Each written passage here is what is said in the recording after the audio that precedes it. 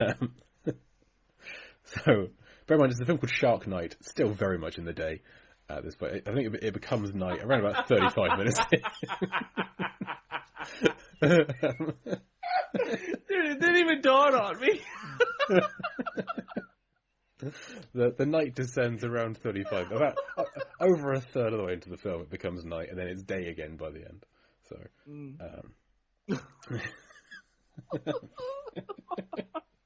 I was just watching this thinking, when the hell is it going to be nighttime? Come on.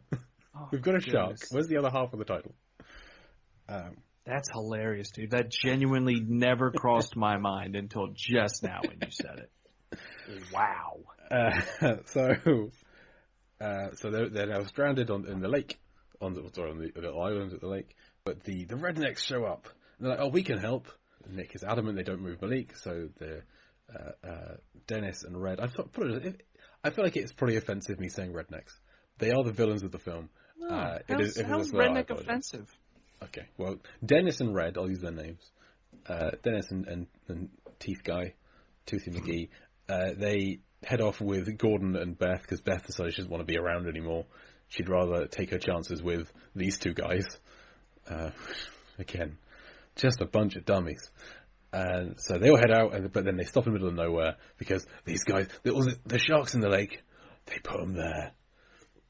This is some Shark Week plot where, week spelled however you want to spell it, where they've gathered a bunch of sharks somehow, fixed cameras to them somehow. Wow.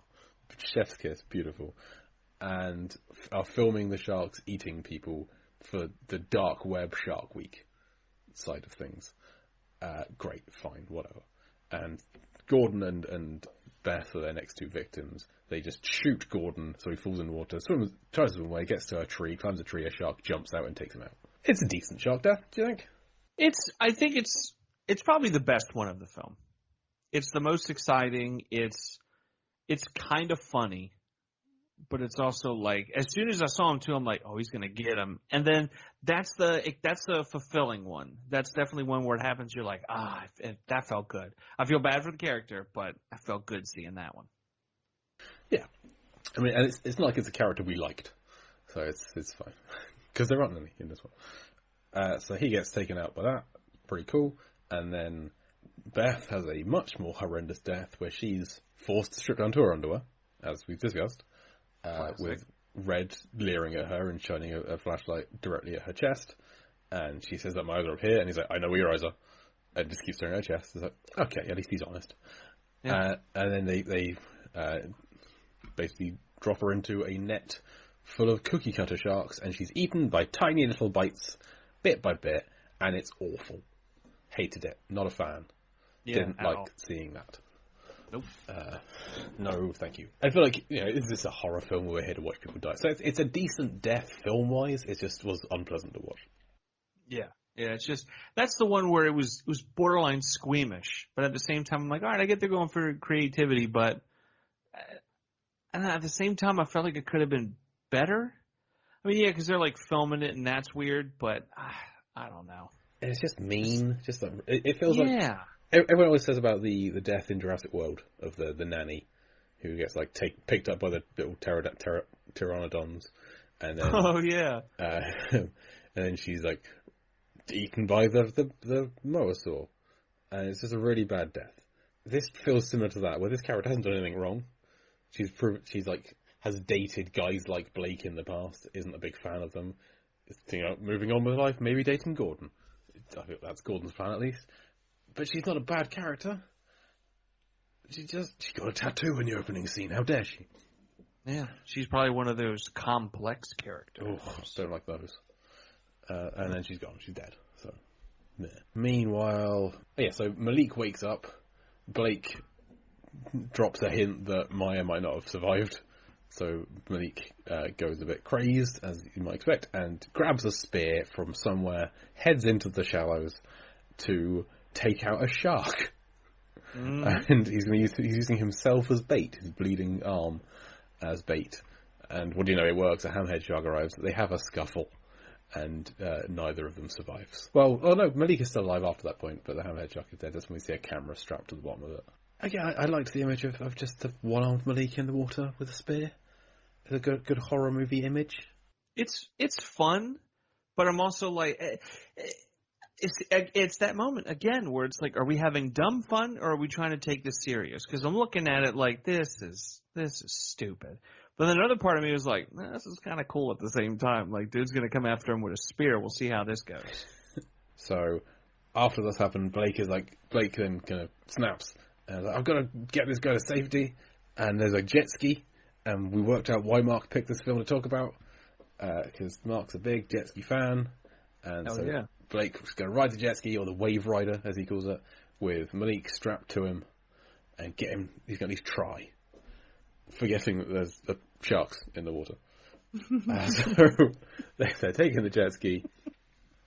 And Malik kind of comes to, sees a shark following them, and he sacrifices himself so that Blake doesn't get taken out as well by just unbuckling himself and falling in the water. Gets taken out by the shark. Blake then also gets taken out by the shark. Because Blake, he sees Malik go, turns around, tries to save him, doesn't matter, so he just gets the head out of there. But in maybe the greatest death of the film, is just ploughing headfirst with the jet ski going forward. Keeps looking around, where's the shark? And it leaps out in front of him and just wipes him clean off the jet ski, which then just kind of trundles to a halt without him on it. Classic. That's really probably my second favorite one. What's your favorite? The one in the tree. Oh, okay, the one in the tree. See, the jet ski is favorite for me. It's you can see it coming, but it's also it's the money shot of the film, and it's pretty great.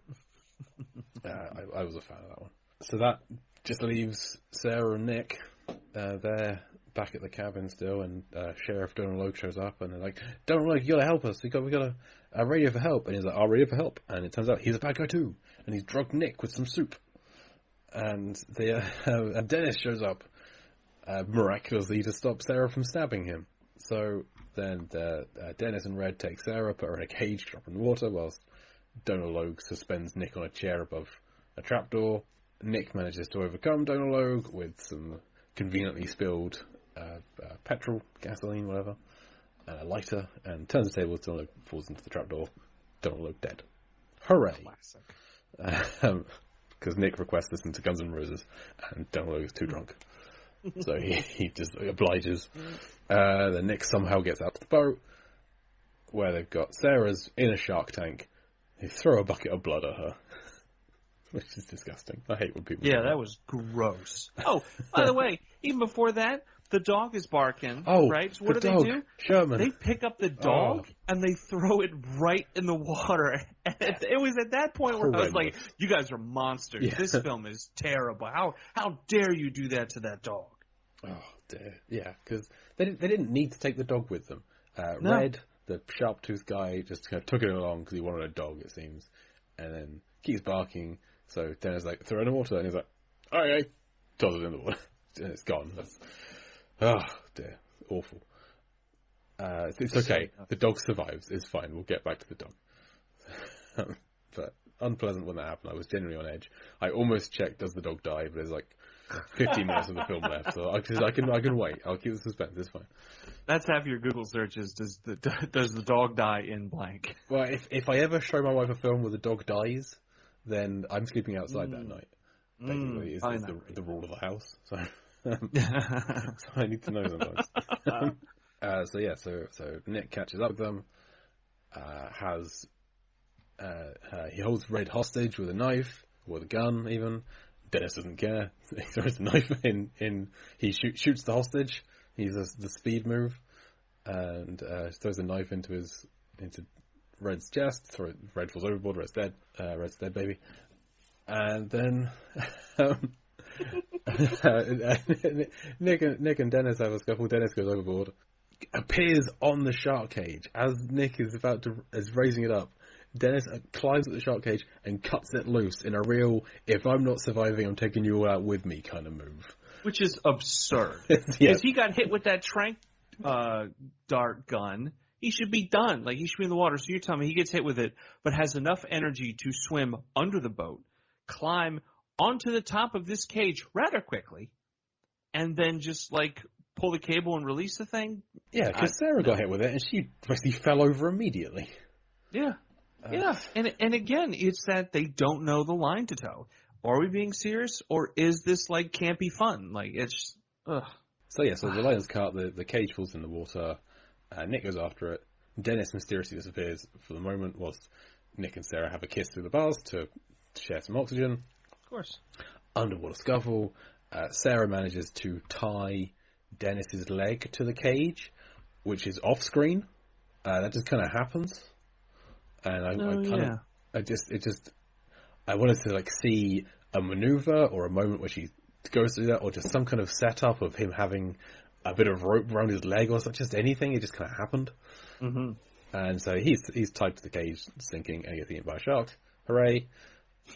And the shark is useful in that Sarah's stuck in the cage, and the shark wants to get at Sarah, so it bashes a hole through the cage. Which is great, because then when Sherman shows up again, the dog, he's bought the explosive stick that Red had earlier, which Nick swims down and blasts just a giant hole through the shark. Yeah. After the shark has made a nice hole in the cage for Sarah to then get through. So everyone's out, everyone survives. Pretty good shark death, I think. The explosive stick. I think so. It's fun. It's different. And they show a lot more of it than what you expect. Especially with I don't want to say budget constraints, because they had a good deal of money, but just for something a little complex like that, with the lighting and it being underwater and everything, like it's really well done. And I think that scene, that moment, that's the one where it's animatronic. I think CG. I mean, I'm sure there's some CGI elements, but I think it's mostly animatronic there, and it's well done. Yeah, we skipped over a bit that Mark wanted us to talk about, which is shark punching. When Malik is fighting the hammerhead, I think he just punches it. So we do like on this podcast is when people punch sharks. Tanya Ramon did it in DBC 3. So always worth noting when it happens. When it happened then. So good. It's a pretty good one. And yeah, so Sarah and Nick have survived. They get back to the boat with Sherman, and they have Sarah kisses him and says thank you because she thinks he's a prize. And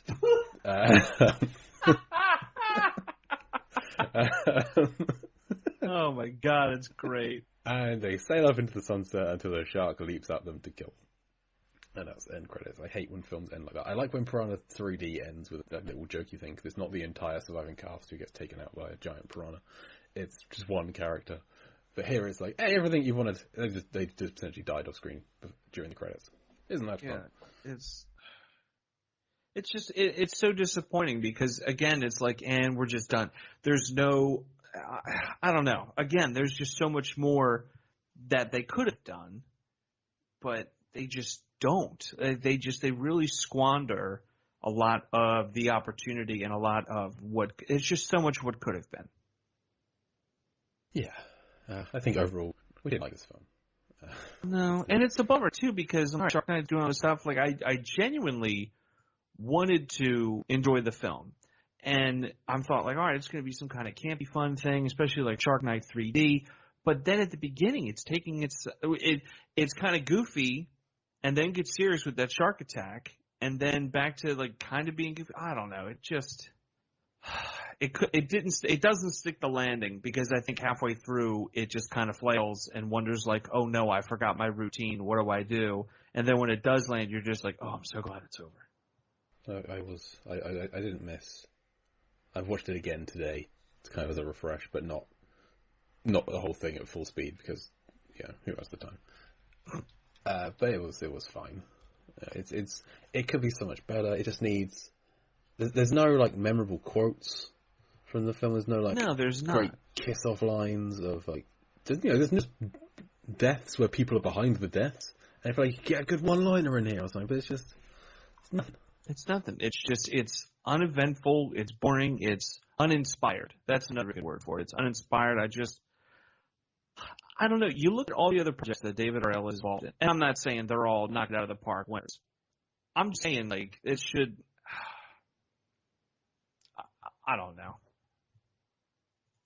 I don't know. It could have been so much more. He could have pulled from all his other experience and stories and projects he's been involved with and made something like truly exciting. But just I think about like why I love.